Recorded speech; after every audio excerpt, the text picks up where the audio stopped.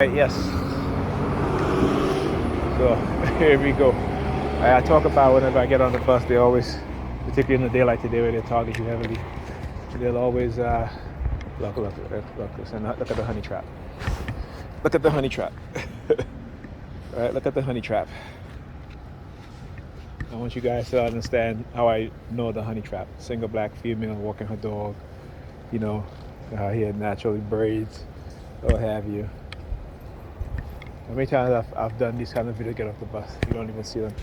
You don't see no like that. Like I said, I recognize the honey traps, right? And they had a mother on the bus, you know, like in her 30s, just had a baby, a child looked like around maybe 2 or 3. There's some damn pink ass hair. I'm like, this shit is ridiculous. You know, I said, you know what, they've turned black women into the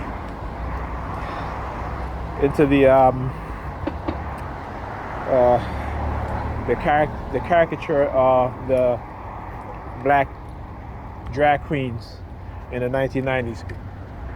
If you don't believe me, go look at pictures of black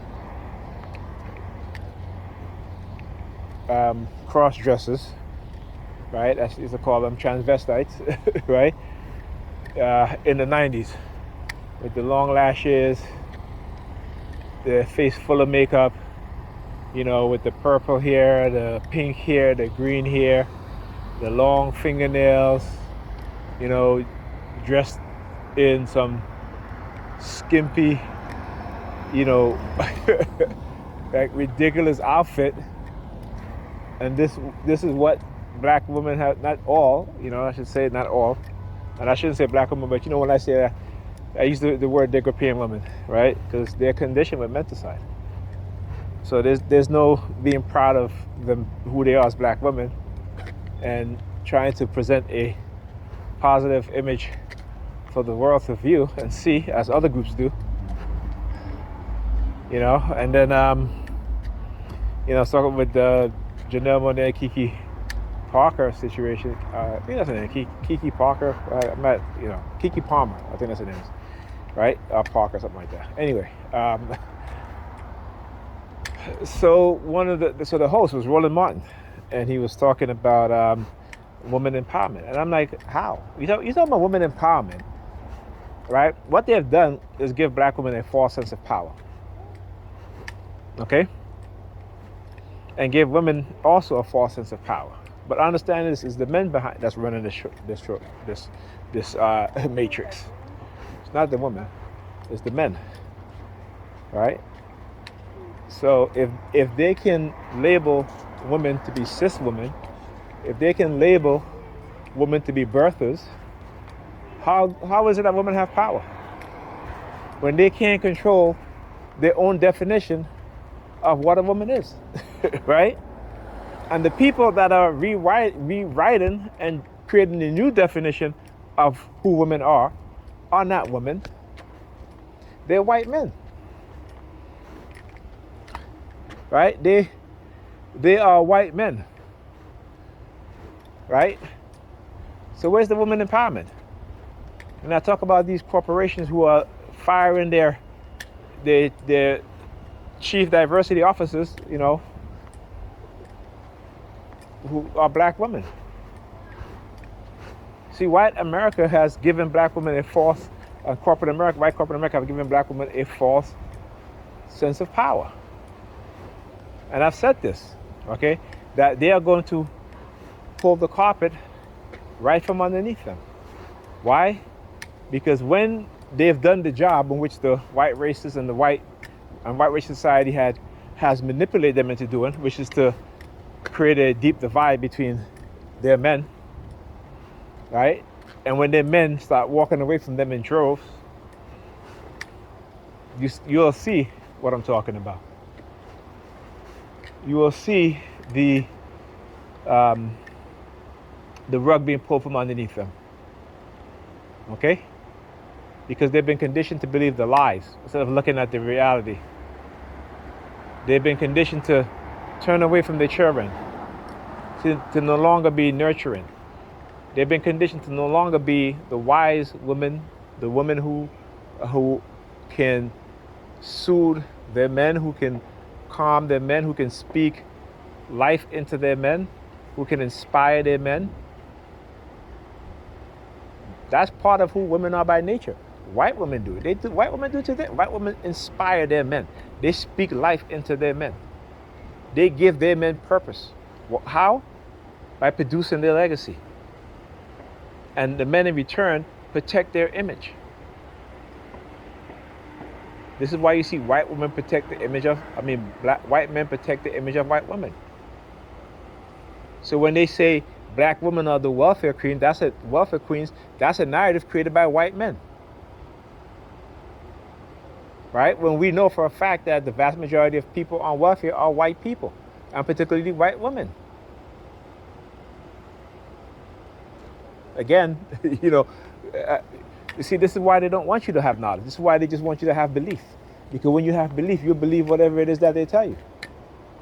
But when you have knowledge, and they know you have knowledge, they know you know the truth, they can't bullshit you.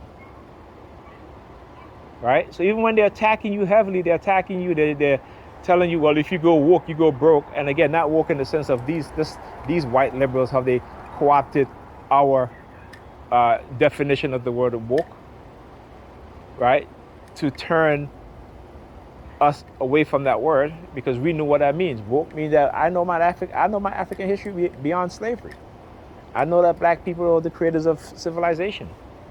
Okay, I know black people is the one, particularly black woman, that birthed every nation on this planet. Right? And every scientist, genealogist, archaeologist will tell you that. That's the truth.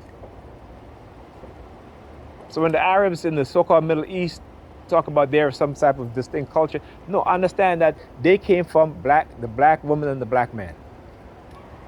Okay? Go and read Camp Vonnet, the meditation of the meditation of the Age of Ruins, when he talks about the founders of the nation of Syria, the black nation of Syria, Sumer. Okay, it was black people. Why we don't understand this? They have made us small. They have done whatever they can to destroy our intellect, right? And keep those that they know that they can use to manipulate and to exploit and extort and benefit for them.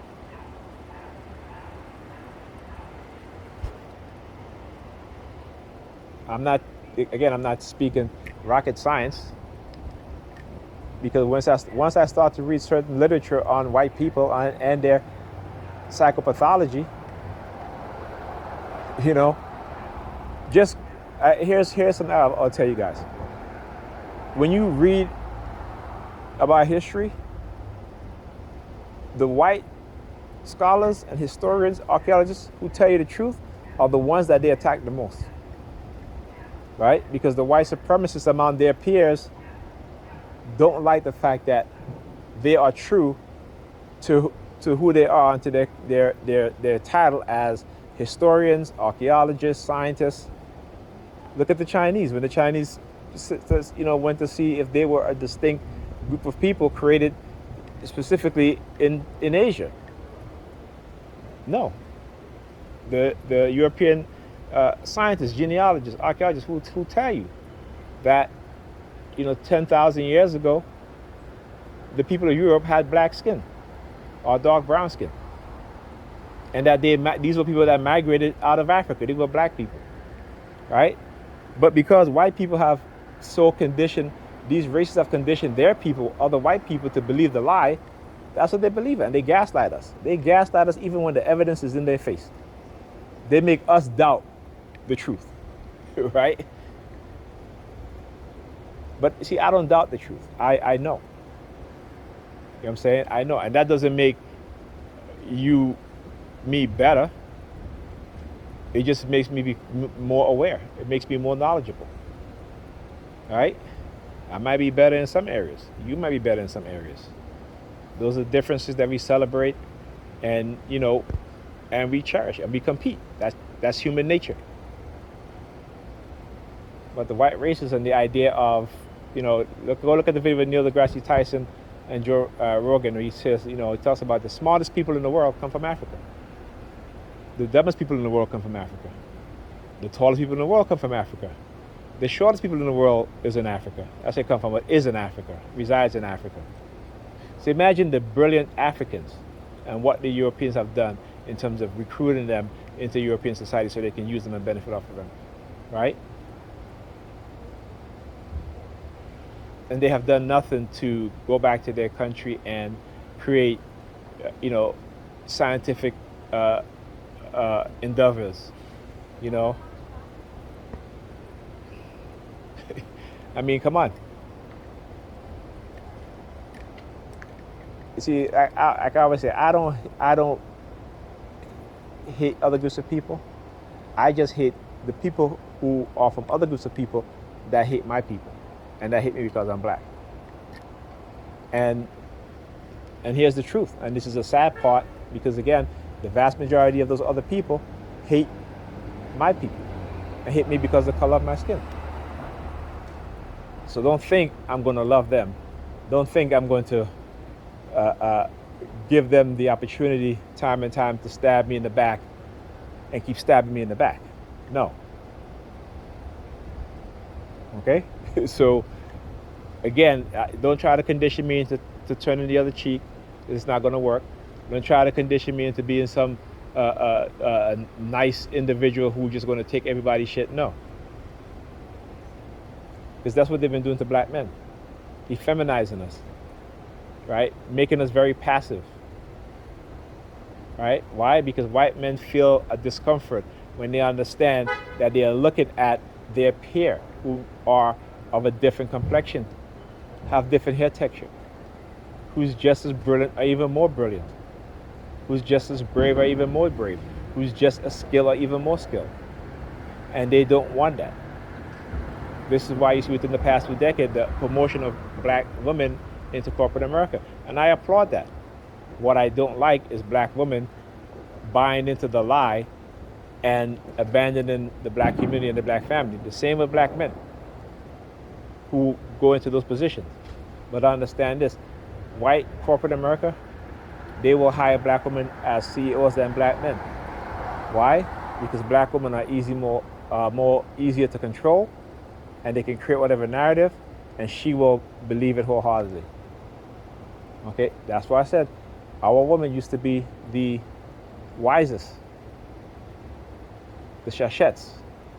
This is why in Egyptian mythology, women are given some of the most highest honors. Okay, and even in Egyptian society, or Kemetic society, I should say, and even throughout Africa, even before the colonization of Africa, women have always held power. They've held status. They've held equal status in most nations. That was until the Europeans came in and colonized Africa. Okay, yeah, the sirens. Police, they're going up there. Yeah.